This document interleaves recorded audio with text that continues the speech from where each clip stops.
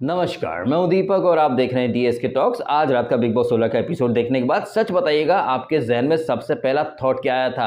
क्या आपके जहन में ये ख्याल आया कि क्या उल्लू बनाया है ना ऑडियंस को, क्या प्रैंक किया है ऑडियंस के साथ रोहित शेट्टी ने, बिग बॉस ने? एक्चुअली में आज का बिग बॉस 16 का एपिसोड जो है ये खतरों के खिलाड़ी का ऑडिशन का अड्डा बन चुका था, जहां पर रोहित शेट्टी आए तो थे बड़ी बड़ी बातें करके कि आज के एपिसोड में वो चुनेंगे खतरों के खिलाड़ी के आने वाले सीजन का सबसे पहला कंटेस्टेंट। और जिस तरह से कल से न्यूज आना शुरू हो गई थी, कई सारे मीडिया पोर्टल्स और खबरियों ने एक खबर फैला दी कि भैया Shiv Thakare became the first contestant of Khatron Ka खिलाड़ी। हम लोग भैया कमर की पेटी बांध करके देख रहे थे कब आएगा वो मौका, कब आएगा वो मौका, जब रोहित शेट्टी बोलेंगे आए शिव ठाकरे लो तुम्हारा एक और सपना पूरा हो गया। जैसे कि शाहरुख खान की फिल्म ओम शांति, अरे कौन पीछे कुत्ता भौंक रहा है यार, मतलब ठीक से बोलने भी नहीं दे रहा। अभी बंद हो गया वो, अरे फिर से चालू हो गया। तो जैसे कि शाहरुख खान की पिक्चर है ना ओम शांति ओम, जिसमें कि एक डायलॉग है ना कि किसी चीज़ को अगर आप पूरी शिद्दत से चाहते हैं तो पूरी कायनात आपको उससे मिलाने की साजिश में लग जाती है। और आपको तो पता ही है कि शिव ठाकरे ने खतरों का खिलाड़ी और बिग बॉस को बहुत ही शिद्दत से चाहा है। शिव ठाकरे एक्चुअली में ना हम सबके लिए मैनिफेस्टेशन गोल्स सेट कर रहा है। अब यहाँ पर एपिसोड में जो हमने देखा वहाँ पर शिव ठाकरे तो टॉप 2 में था नहीं। यहाँ पर खतरों के खिलाड़ी के ऑडिशन की बात हो रही है, बिग बॉस की ट्रॉफी की बात नहीं हो रही, बिग बॉस 16 की ट्रॉफी की बात नहीं हो रही है। तो खतरों के खिलाड़ी का जो ऑडिशन था वहाँ पर टॉप 2 में कौन थे? शालीन और जग्गा। वो जग्गा जो कि अपने सबसे पहले वाला स्टंट अबॉर्ट कर चुकी थी। इनफैक्ट खुद को शेर ने, लॉन टाइग्रेस, मैं स्ट्रांग हूं, महान बलिदानी हूं, मेरे जैसा कोई नहीं, तुम सब काम चलो ली चढ़ो। ये जग्गा जो कि खुद को हमेशा सबसे ऊपर मानती है, आज इस एपिसोड में शालीन ने 2 सेकेंड में धज्जियां उड़ा करके रख दी और ये सदी की सबसे महान इंटेलिजेंट महिला खुद को स्मार्ट गधी के रूप में स्वीकार कर बैठी। वैसे सीजन अपने अंतिम पड़ाव पर आ चुका है, लेकिन ये जग्गा जो हो अभी भी विक्टिम कार्ड कितने भर भर के खेल रही है। शालीन ने 2 सेकेंड में जो धज्जियां उड़ाई ना, मतलब मजा आ गया भाई साहब। अपन को तो पता नहीं शालीन ने ये वाले तेवर पूरे सीजन में क्यों नहीं दिखाए। वो पूरे सीजन में खुद को एकदम डम्ब ही पोर्ट्रे करता रहा, जबकि शालीन काफी शाना खिलाड़ी है। और आज के एपिसोड को तो एक्चुअली में शालीन भनोट खा गया। जैसे कल के एपिसोड में शिव की जर्नी ने एकदम जबरदस्त दिल जीत लिया था, आज के एपिसोड में शालीन हर जगह पर था। और शालीन ने एक्चुअली में ना सिर्फ जग्गा को डिस्ट्रॉय कर दिया, धज्जियां उड़ा दी, एक्सपोज करके रख दिया कि कैसे विक्टिम कार्ड खेलती रहती है, दूसरों को डम्ब या बेवकूफ बोलती है, लेकिन खुद को सबसे महान समझती है। और इन चीजों के अलावा शालीन ने जो टास्क परफॉर्मेंस दिया, सबसे पहले वो पानी वाला स्टंट जो करा वो सबसे जल्दी किया, 3 मिनट समथिंग। और जो सबसे आखिरी वाला स्टंट था वो भी बखूबी किया है सिर्फ 30 सेकंड के अंदर। और जो वो लेजर लाइट का चक्रव्यूह था वहां पर भी शालीन का नॉलेज, उसका एक्सपीरियंस, जिस तरीके से उसने गाइड किया था ना जग्गा को, माइंड ब्लोइंग था। और शिव ठाकरे जो कि एक्चुअली में खतरों के खिलाड़ी में जाना चाहता है, उसने इस चीज को मैनिफेस्ट भी किया है। और क्या पता आज के एपिसोड में तो हमें कुछ दिखाया नहीं मेकर्स ने कि रोहित शेट्टी ने किसको पिक करा है। हालांकि यहाँ पर टास्क वगैरह तो सबसे अच्छी इसने शालीन ने करी थी, लेकिन शालीन हाथ जोड़ करके मना कर देता है, सर मैं तो इसको एक ऑडिशन के तौर पर ले रहा था पिक्चर के लिए, मैं नहीं आना चाहता खतरों के खिलाड़ी में, बिकॉज मेरे को बहुत डर लगता है सांप से, कीड़े मकोड़े, मेरे को फोबिया है सर, मैं तो यहाँ पर एक कर्म कर रहा था। आपने कहा कि टास्क करो और टास्क मेरा कर्म है, तो मैंने कर्म समझ करके ये स्टंट परफॉर्म किया है। मुझे क्या पता था कि आप मुझे खतरों का खिलाड़ी में ले लेंगे, मैं नहीं जानना चाहता। हाँ, अगर आप टीना को लेकर के जाओगे तो मैं जरूर जाऊंगा, क्योंकि टीना सबसे बड़ा खतरा है और ऐसे खतरे को अगर मैंने 4 महीने झेला है तो मुझसे बड़ा खतरों का खिलाड़ी तो कोई हो नहीं सकता। वैसे शालीन ने यहाँ पर एक्चुअली में दिल जीत लिया है, बहुत ही उम्दा परफॉर्मेंस दिए हैं उसने स्टंट्स के अंदर।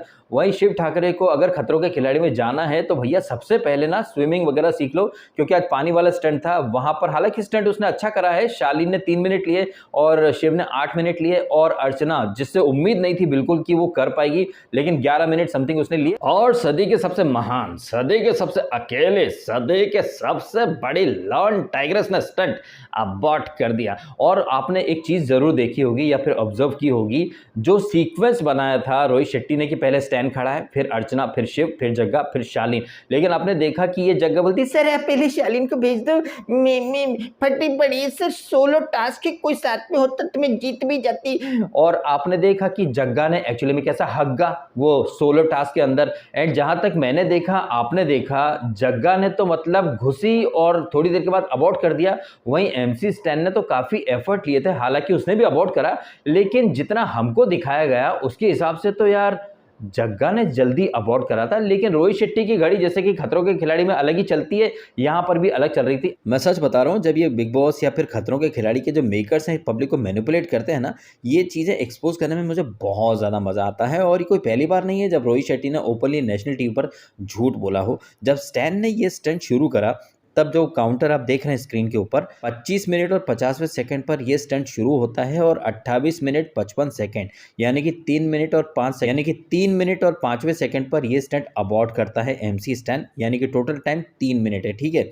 और जब जग्गा आती है स्टंट करने, 44 मिनट एंड 46 सेकंड पर वो पूल के अंदर जाती है एंड 47 मिनट एंड 37 सेकंड्स पर वो अबॉर्ट का साइन दे देती है, यानी कि कुल जमा टाइम होता है 2 मिनट एंड 91 सेकंड्स। लेकिन रोहित शेट्टी ने कुछ अलग ही अफलातूनी लॉजिक दे दिए कि जग्गा काफ़ी देर टिकी थी और स्टैन ने जल्दी कर दिया अबॉर्ट। एक्चुअली में इनको क्या करना था, एक लड़की एक लड़का, एक लड़की एक लड़का, ये टीम बना करके आगे का जो भी कार्यक्रम था वो इनको प्लान करना था। तो कितनी आसानी और सहूलियत से और बेशर्मी से झूठ बोल करके यहाँ पर रोहित शेट्टी ने पब्लिक को मैनिपुलेट करा, ये चीज़ आपको अच्छे से समझ में आ जानी चाहिए। इस तरह की चीज़ें करने में तो रोहित शेट्टी ने महारत हासिल कर रखी है। खतरों का खिलाड़ी का जो पीछे का सीजन था, जहाँ पर अर्जुन बिजलानी, नल्ला बिजलानी जब जीता था, कैसे एक एक सेकंड के फासले से उसे जिताया जाता था, ये सारी चीज़ें आपने देखी हैं। और मैं तो अच्छे से जानता हूँ कि रोहित शेट्टी कब कब क्या क्या कर सकता है, इसलिए मैं तो पूरी तरह से तैयार था कि रोहित शेट्टी का झूठ आपके सामने फिर से एक बार रख दूंगा। और एक और जो सोलो टास्क थी आखिरी वाली, जहां पर शालीन का देखने में ही दिख रहा था कि शालीन ने बड़ी जल्दी कर लिया है,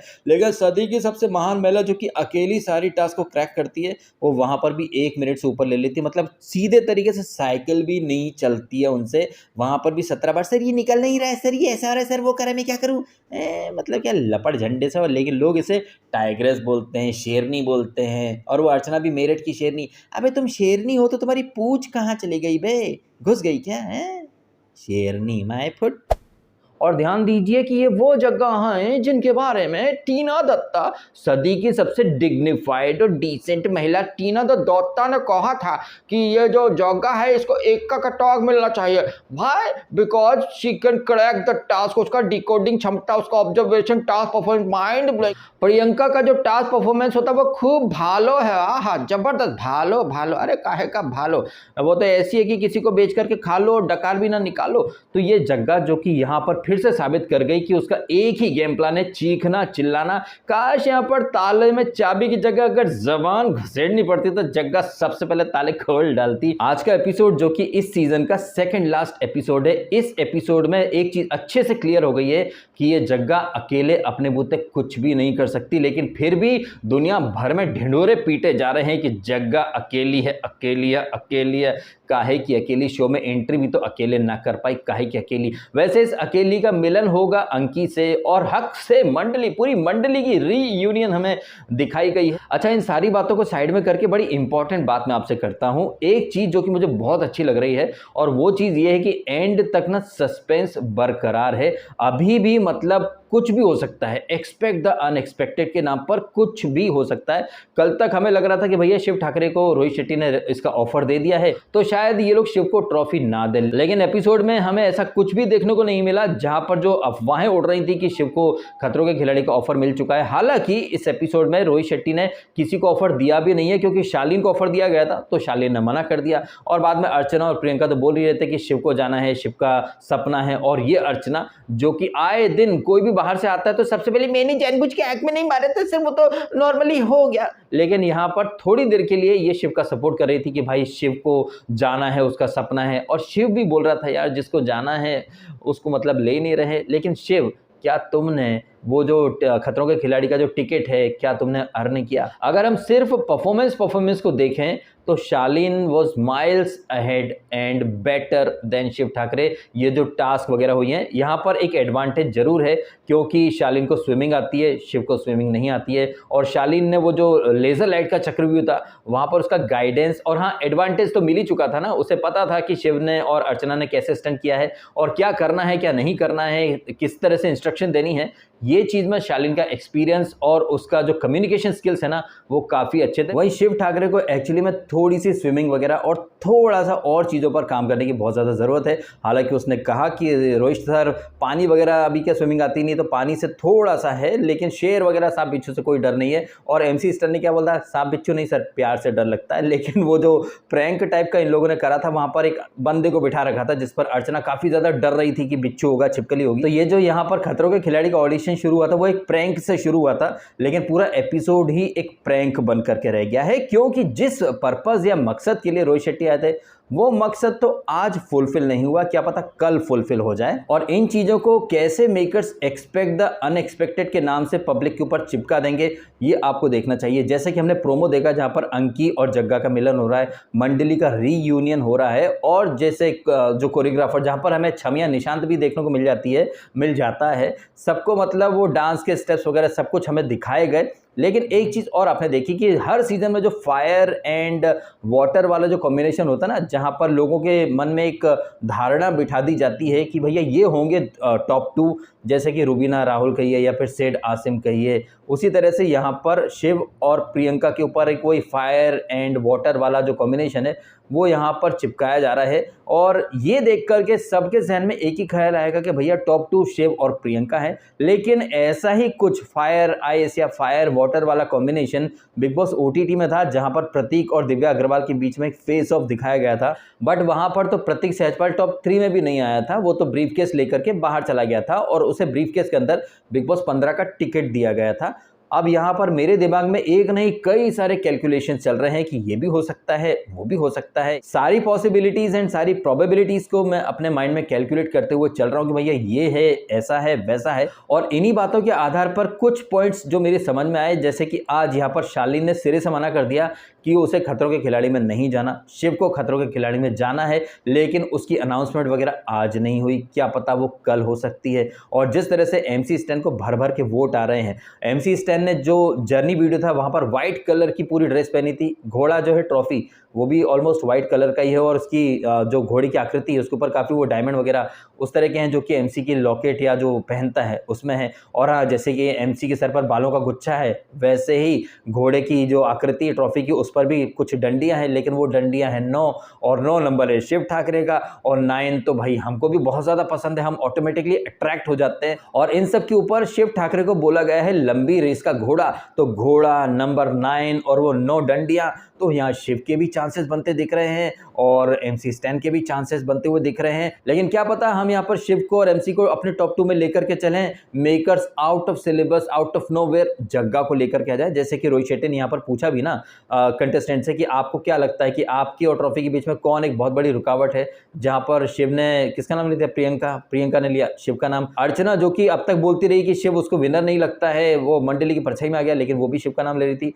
MC ने लिया शालीन का नाम और शालीन ने लिया था जग्गा का नाम। और जब शालीन ने अपने रीजन दिए ना, तो मुझे पता नहीं क्यों ऐसा लग रहा था कि शालीन के मुंह से निकलने वाला है कि भाई वो कलर्स का बड़ा फेस है, क्या पता इसलिए उसे ट्रॉफी मिल सकती है। शालीन के रीजन जो थे ना कि उडारियां करके शो आई हैं, बाहर का एक वोट बैंक वगैरह सब कुछ है, इन्हीं सारी बातों के दौरान मुझे ऐसा लग रहा था कि शालीन को पता है कि भैया कलर्स फेसेस विनर बनते हैं। और ये शालीन कितना झूठा है, यहाँ पर वो बिग बॉस के होस्ट बनने की एक्टिंग कर रहा था और रोहित शेट्टी ने वही सवाल पूछ लिया जो मेरे मन में भी था, एंड आई एम श्योर आप सबके मन में भी वो सवाल था कि शालीन आपने तो कहा था कि आपने बिग बॉस कभी देखा नहीं है, तो सलमान ऐसे करते हैं, ये आपको कैसे पता। कहने का मतलब शालीन एक नंबर का झूठा है, सीधी बात, नो बकवास। लेकिन हाँ, जितना वो झूठा है उतना ही अच्छा आज के एपिसोड में उसने परफॉर्मेंस दिया है। चाहे एपिसोड के स्टार्ट में जग्गा का विक्टिम कार्ड, उसकी पोल पट्टी खोलना, जग्गा कितनी दोगली है ये जग्गा, जो कि खुद को महान बोलती है, टू रियल, और उसे फेक लोग पसंद नहीं है, जबकि हकीकत में सबसे बड़ी फेक पदार्थ तो ये जग्गा खुद है। पूरे सीजन में भर भर के विक्टिम कार्ड खेले, लेकिन यहाँ पर कह रही थी अच्छा मैंने विक्टिम कार्ड नहीं खेला। वो कह रहे थे जैसे रोमियो जूलियट, लैला मजनू जुदा होते हैं, वैसे ही मंडली वालों ने अलग कर दिया साजिश के तहत, लेकिन मैं विक्टिम कार्ड नहीं खेली हैं। तो कब विक्टिम कार्ड नहीं खेले बे? हर चीज में तो जग्गा ने विक्टिम कार्ड खेले। इनफैक्ट वो अंकी ने कुछ बात कर दी थी ना कि 24 घंटे गेम खेलती रहती, वहां पर क्या नेक्स्ट लेवल का विक्टिम कार्ड खेला। हर एक छोटी बड़ी चीज में जग्गा ने दूसरे पर ब्लेम डाल दिया है और खुद आंसू बहा दिए। लेकिन यहाँ पर क्या बोल रही थी, मैं इतनी जल्दी नहीं रोती हूँ, मेरे आंसू इतनी जल्दी नहीं निकलते, अच्छा मैंने विक्टिम कार्ड नहीं खेला। अबे कौन सा विक्टिम कार्ड नहीं, अंकी मेरा खून चूसती है, अंकी मेरा खून चूसती है, अंकी ऐसी है, अंकी तो हाउ डू यू, अंकी तो ऐसे कैसे कर सकता है, अंकी मेरे भी फैमिली है। अरे वाह वाह वाह, मतलब सीजन खत्म होने आया लेकिन जग्गा की एक्टिंग अभी भी बरकरार है। वो तो थैंक यू है, धन्यवाद है शालीन मनोट का, जो यहाँ पर उसने ईंट का जवाब पत्थर से दिया। ये बेवकूफ बोल सकती है, ढफर बोल सकती है, और आज शालीन ने गधी बोल दिया और इसने कबूल भी कर लिया कि वो स्मार्ट गधी है। हा शालीन, तुमने लड़कियों का इस्तेमाल करा, सौंदर्य कहिए, टीना कहिए, और मैं खुद, अरे जैसे कि जग्गा तूने तो किसी का इस्तेमाल नहीं करा। तूने अंकी का इस्तेमाल करा, तूने टीना का इस्तेमाल करा, तूने सृजिता का, विकास का, तूने सौंदर्य का, तूने गौतम को तो बस के नीचे डाल दिया था खुद को बचाने के लिए। लेकिन कैमरे पर हमारी दोस्ती तुम्हारी जैसी नहीं है, हम रियल हैं, वो फेक है। हमारी फैमिली 8 लोगों की फैमिली लेकर के तुम चल रहे हो, हमारी फैमिली रियल है, वो चीटर है। ये जग्गा मंडली वालों को, साजिद को, शिव को अक्सर चीटर बोलती रही, अनफेयर बोलती रही, दोस्तियां निभाओ, दोस्तियां निभाओ, दोस्तियां निभाओ। लेकिन जब बिग बॉस ने अंकी के हाथ में कुछ पावर दी, जब वो कैप्टन बना, या फिर इसको जग्गा को वो गोल्ड माइन वाली टास्क में संचालक बनाया था, तब कितनी सहूलियत और बेशर्मी से ये खुद चीटिंग कर गई थी, अनफेयर हो गई थी, दोस्तियां निभा रही थी। लेकिन कितनी झूठी है और कितनी दोगली है। सीजन खत्म होने आया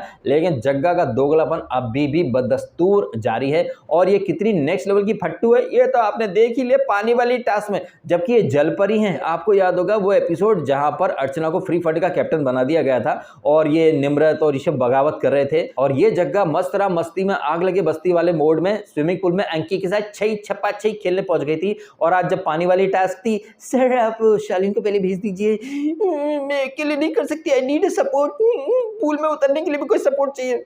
कितनी जल्दी इसने स्टंट अबॉर्ट कर दिया था। एंड जैसे वो टिकट टू फिनाले के लिए 9 मिनट के नॉमिनेशन की टास्क हुई थी, वहां पर भी इस जग्गा ने टास्क में हग्गा कर दिया था। हग्गा ने तो हग्गा करा ही था, वहां पर भी शालीन की बदौलत ये आगे आई। और यहाँ पर खतरों के खिलाड़ी के जो ऑडिशन चल रहे थे, यहाँ पर भी शालीन की बुद्धिमत्ता और शालीन के जबरदस्त फाड़ू परफॉर्मेंस की बदौलत ये आगे आ गई, क्योंकि पार्टनर स्टंट या फिर टीम वाले स्टंट चल रहे थे, जहां पर शिव और अर्चना की जोड़ी इतना कुछ खास परफॉर्मेंस दे नहीं पाई। लेकिन हाँ, अर्चना को मैं कितना भी क्रिटिसाइज करूं, लेकिन जो सोलो स्टंट थे ना, वहां पर अर्चना जग्गा से काफी ज्यादा अच्छा स्टंट परफॉर्मेंस दे करके गई है। और जो कॉमेडी करती है अर्चना, तो भाई कोई आश्चर्य नहीं है अगर आपको अर्चना जो है वो खतरों के खिलाड़ी में दिख जाए, क्योंकि स्टंट उसने आज करके दिखा दिया। और उसकी जो कॉमेडी है भाई साहब, वो ठंडा पानी है, आप ठंडी जगह करते हो, का अटलांटिक में शूट करते हो खतरे, अब अर्जेंटीना है, अटलांटिक नहीं है। अब अर्चना को मैं कितना भी क्रिटिसाइज कर दूं, लेकिन अर्चना जो है ना, वो खतरों के खिलाड़ी वाली मटेरियल तो है। जब हम तंबोली को झेल गए, अडातिया को झेल गए, तो अर्चना को तो झेल ही लेंगे, क्योंकि वो एक्चुअली में तंबोली या फिर अडातिया से थोड़ी बेटर है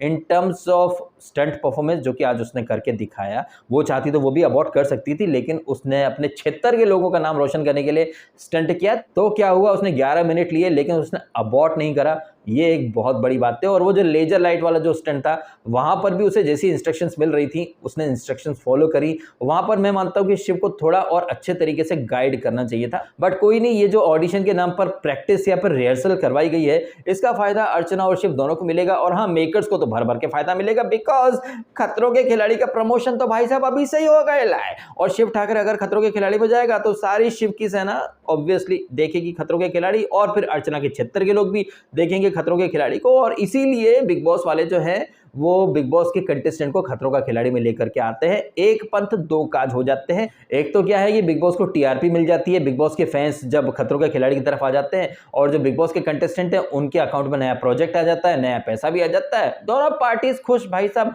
तो ये सारी बातें रही हैं। इन बातों के अलावा हाँ, एक चीज और यार, वो मैं कैसे भूल गया, बेटी बेटी बेटी बेटी बेटी, जिस तरह से यहाँ पर एमसी स्टैन ने एक्टिंग की है भाई साहब, मुझे लग रहा है कि एमसी स्टैन रैपर से अच्छा तो कॉमेडियन बन सकता है। बेटी, जिस तरीके से एमसी स्टैन मिमिक्री करता है ना, उसके सुंबुल के पापा की तौकीर की बेटी बेटी, इसके पास में नहीं है पेटी, किसी ने मेरे को लड़का दिखाया, मैंने उसे दरवाजा दिखाया, क्या बढ़िया बेटी बेटी करता है। बेटी से मुझे याद आया वो गोलमाल अगेन में वो जॉनी लीवर नहीं करता है, बेटी बेटी बेटी बेटी बेटी बेटी, अरे भाई साहब, ये बेटी बेटी वो एयरलिफ्ट का जो गाना है ना, वहां पर मुझे लेकर के जा रहा है। बेटी बेटी बेटी बेटी बेटी दे दी है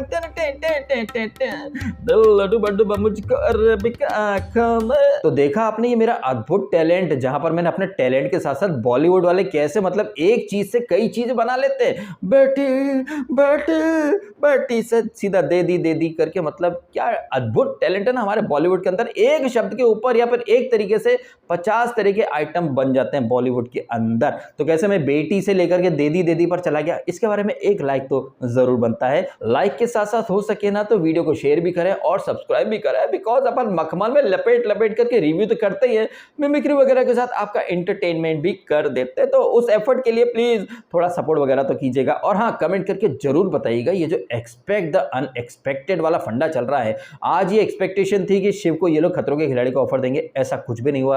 क्या लगता है आपको ये चीजें कल होंगी या फिर नहीं होंगी? और जिस तरीके से शालीन ने यहाँ पर स्टंट अच्छे करे लेकिन ऑफर को लात मार दी, क्या ये शालीन की बुद्धिमत्ता है या फिर आपको इसके पीछे कुछ और कहानी लग रही? क्योंकि मुझे कुछ इनपुट्स आए थे कि एकता कपूर ने जैसे एलएसडी ऑफर करी थी ना निम्मो को, उसी तरीके से एकता कपूर ने और मेकर्स ने शालीन के लिए भी कुछ और प्लान किया है। और भूलना नहीं चाहिए कि शालीन इज अ ब्रिलियंट डांसर, तो क्या पता भाई साहब वो झलक दिखला जाए कि अगले सीजन में आपको देखने को मिल जाए। क्योंकि शालीन इतना बेवकूफ़ तो है नहीं कि आते हुए ऑफर या आती हुई लक्ष्मी को वो ठुकरा दे। इसके पीछे ज़रूर कोई ना कोई दूसरा चक्कर होगा, या फिर मेकर्स ने बोल दिया होगा कि भैया तुम आज ऐसा कर दो, जो भी अनाउंसमेंट होगी खतरों के खिलाड़ी की वो अपन कल करेंगे। बिकॉज होता क्या है ना, आज अगर ये चीज़ अनाउंस हो जाती है तो शिव के फैंस कहीं ना कहीं इस बात की खुशी भी मनाते और वो वोट नहीं करते। और मेकर्स को तो क्या है कि भैया वोट माई जियो पर एंगेजमेंट चाहिए ना। लेकिन एक बात तो पक्की है कि कल रात को 11 साढ़े 11 के आसपास जैसी अपडेट आएंगी, न्यूज़ आएंगी, कई सारे लोग कहेंगे यार डेटा बर्बाद हो गया, अरे वोट बर्बाद हो गया, क्या फायदा वोट करने का। ऐसे रिएक्शंस, ऐसे इमोशंस